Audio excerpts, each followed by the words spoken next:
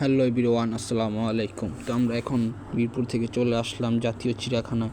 চিড়িয়াখানায় ঢুকেই দেখলাম হরিণের দেখা, ওই যে ঘুমাই রয়েছে শিং দুইটা খাড়া করায়। তারপর কি দেখি খালি এই জায়গাটা, তারপর আরেক জায়গায় চলে গেলাম, দেখি ওমা হরিণে ভরপুর।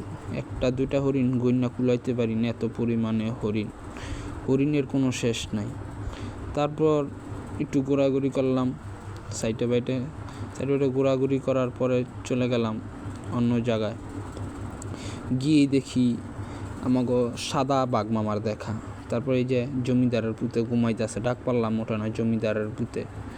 তারপর আগাইতে গিয়ে দেখি কাঠবিড়ালির দেখা। সামনে গেলাম, ওমা হেদি গাছ উঠটা দূর দিয়েই গেল গা অন্য জায়গায়। তারপর বানরের কাছে গেলাম, ওর সাথে শয়তানি করলাম, রুমাল দিলাম, দিয়ে রুমাল নে না।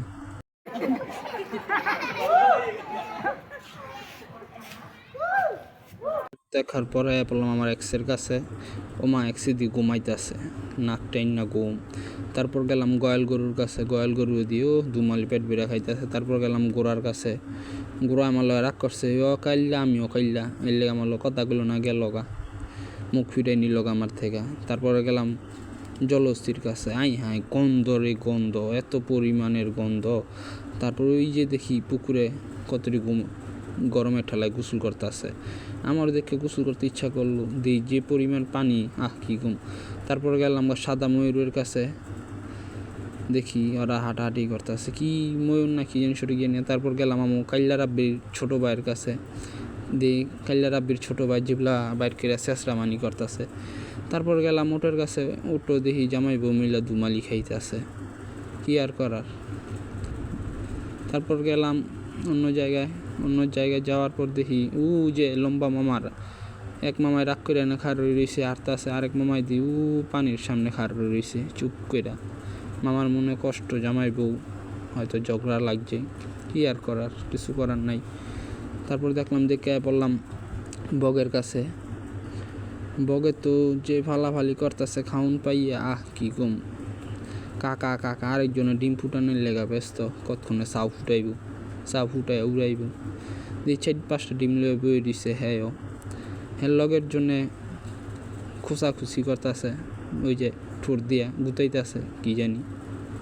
গুতাগুতি করার পর আরেকজনে দিয়ে আমার টেরায় চেয়ে রয়েছি, আমি একটা খোঁচা দিছিলাম, এলে আমার টেরায় চেয়ে রয়েছি।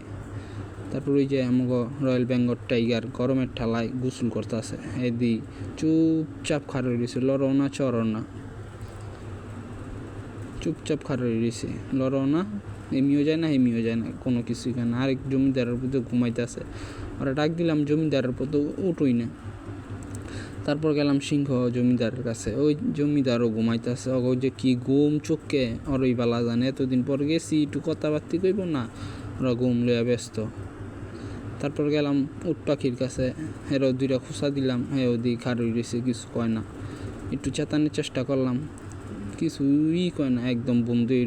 তারপর আস্তে আস্তে আবার আরেক কয়েল গরুর দেওয়া পাইলাম, হ্যাঁ ওদি খাওয়াই ব্যস্ত, কি আর করা, সবই খাই। তারপর আইলাম আরেক জমিদারের কাছে, হ্যাঁ দি খালি গোরে, একটা জায়গায় দাঁড়ায় না, এমনিতে হেমি গোর।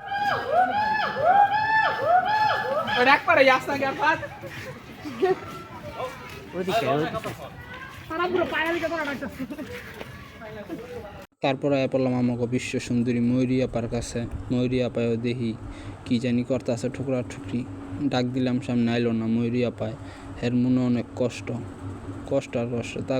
তারপর আইলাম আমাকে এলাকার ছোটো ভাই কাট্টার কাছে, কাট্টাই দেখি হাতরাইতে আছে গাঙ্গে। তারপর আইলাম আরেক জমিদারের কাছে, দেখি জমিদারে ঘুমাইতে আছে, কিছু করার নাই, গেলাম গা। তো আজকের ভিডিওটা এই পর্যন্তই। জানি না ভিডিওটা কেমন হয়েছে, সবাই ক্ষমার দৃষ্টিতে দেখবেন।